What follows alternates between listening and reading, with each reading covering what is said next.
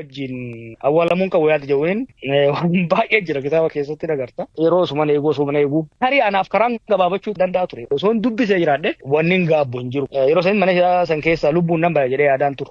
Seenaan hin barraayin inni irraanfatama beekta. Dogongore sirreessa. Ciidhaan baasaa ture. Booda harkaan hin barreessaa ture. San booda. Hello Jawar. Yes. Attam nagaa. Nagaa kam? Nagaa baga gammadde baga kitaaba qopheeffattee jechuufan. Galatoom. Maal ergaan ijoo kitaaba kanaa? Yaadannoodha isa memoir jechuun dhaloota kiyyarraa kaasee imala jireenya kiyyaa akkasumas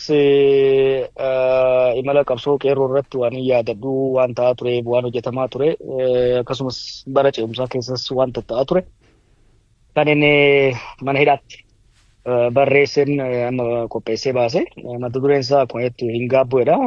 Mata dureen xiqqaasaa immoo yaadannoo imala jireenya kiyyaatii fi qabsoo qeerroo Oromoo yaa.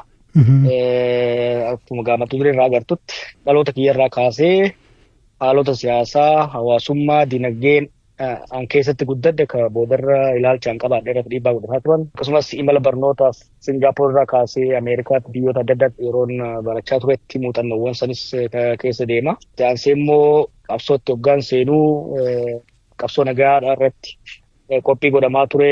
Falmaa biyya alaatti goonaa turre. Gara jijjiiramaatti haalonni akkamitti akka dhufan kan jiru hedduu isaa diiteel qabatee kan dhiyaatedha jechuudha. Mata dureen isaa hin gaabbu jedha. Maalidha? Ergaa kamii dabarsuu yaadde? Egaa ilmi namaa waa hojjettaa, waggaa hojjettee bira dabarse booda uf duuba laalta. Waan hojjettan waggaa duuba laaltee madaallii geggeessitu jira.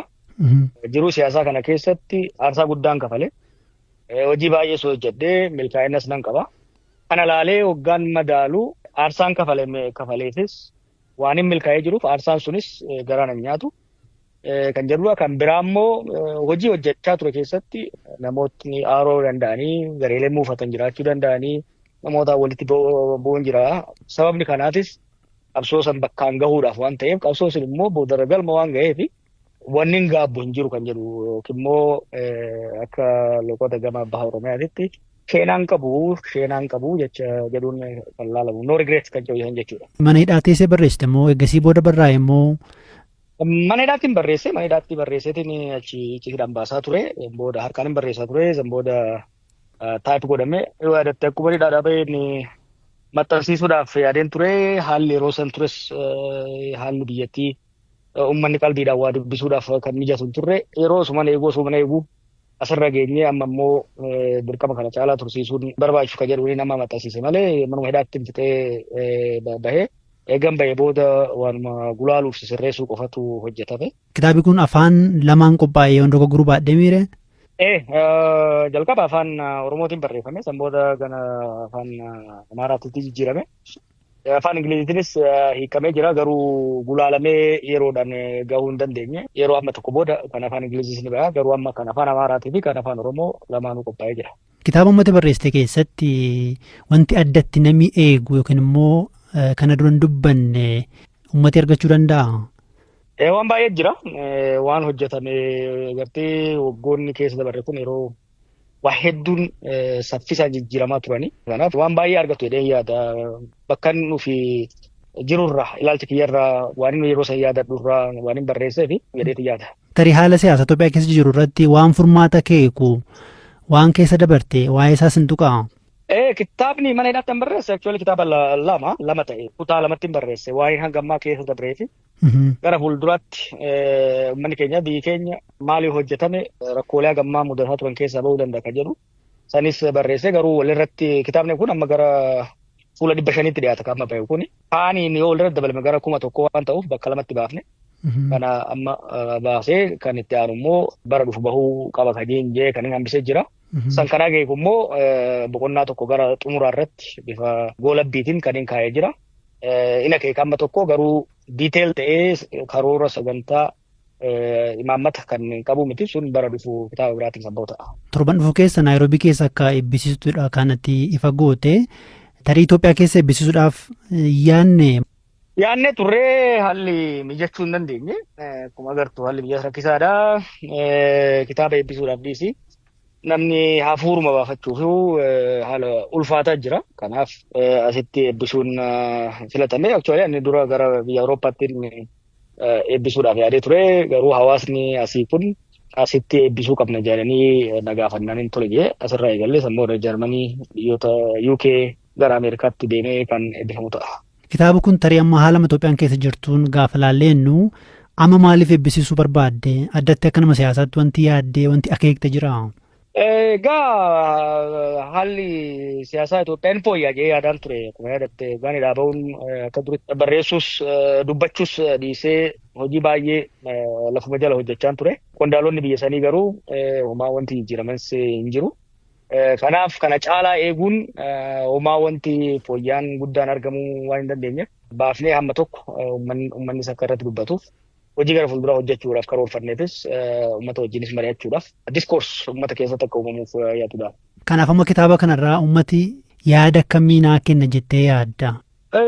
Wanni guddaan aadaan waa barreessuu akka jiraatuuf uummata afoolaatti. Garuu waan hin barreessineef gaafa namni sun lubbuun dabru seenaan inni keessa dabre sunis hojiin inni hojjetame rakkoon inni arge bal'oon inni arge achumaan wajjin awwaalama jechuudha. Kanaaf wanni guddaan ani kitaaba kana barreesseef waan inni keessa dabre yoon lafa kaa'e dhaloonni itti dhufu ilaalcha kiyyarraa waan inni keessa dabre irraa waa hubachuudhaan uummata isaatiif nadaran dogongore sirreessa.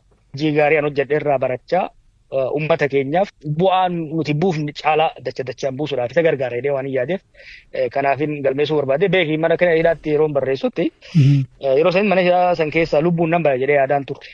Kanaaf wanni ani keessa dabree na wajjin awwaalamuun qabu yaada jedhuun barreessee baasaa ture. Boodas ka ammas hoggan laalu wanni barraa'e kun uummata bira gahuun dhaloota dhufuuf waa takka guduunfuu ta'a jedhee yaadeetiin bifa saniin dhiyeesse.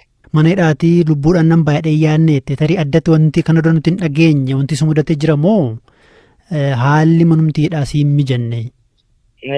Baay'ee jira kitaaba keessatti agarta. Gaafuma qabamne irraa kaasee gaafuma qabne sanuu lubbuudhaan qabamne mana hidhaa seenuun raajii waaqati. San boodas mana hidhaattis waa hedduu ture kana hunda keessa dabree bahuun kiyya lubbuun bahuun kiyya anaa ona ajaa'iba. Garuu yeroo mana hidhaa ture sanitti wantoonni dhaga'amu, wantoonni an argu, wantoonni odeeffannoo nagaan irraa ka'ee lubbuun achi keessaa bahee seenaa kana himuu nan danda'ee waan hin yaadneef barreessee. Kan biraa immoo manni hidhaa yeroo sii kenna akkuma beektutti. Yeroo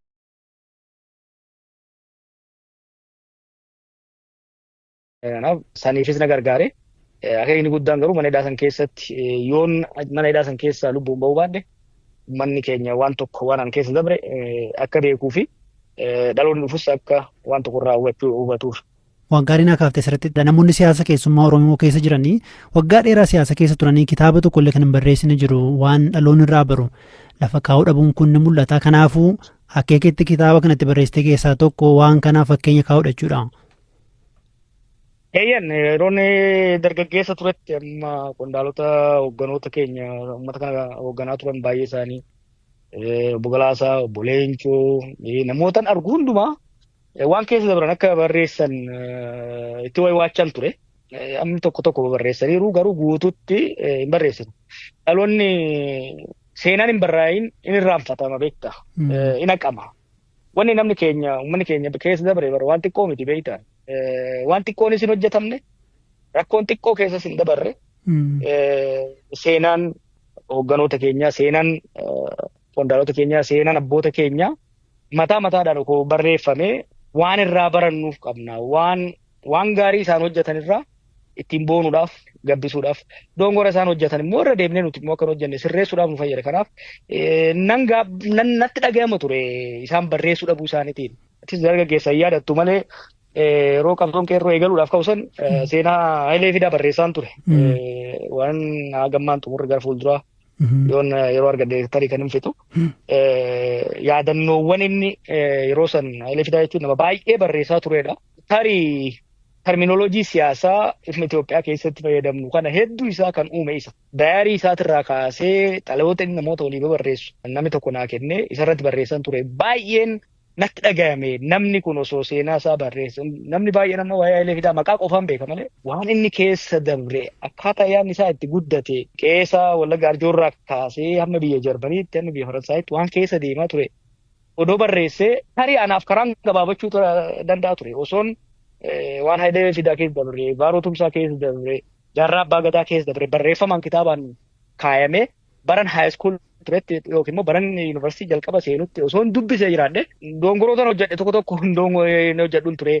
Karaan dheeraa deeme tokko naa gabaabachuu danda'a ture jechuudha. Kanaaf ani immoo osoo hin lubbuun jiru waan kana yoon barreesse dhaloonni na boodaan dhufan narraa baratanii karaa narra gabaabaa saffisa narra jiruun akka mataa isaaniittis hawaasa isaaniitiifis waa jijjiiru jedhee waan hin yaadeef barreesse. Soolii guddaa galatoomi. Xillee galatoomne.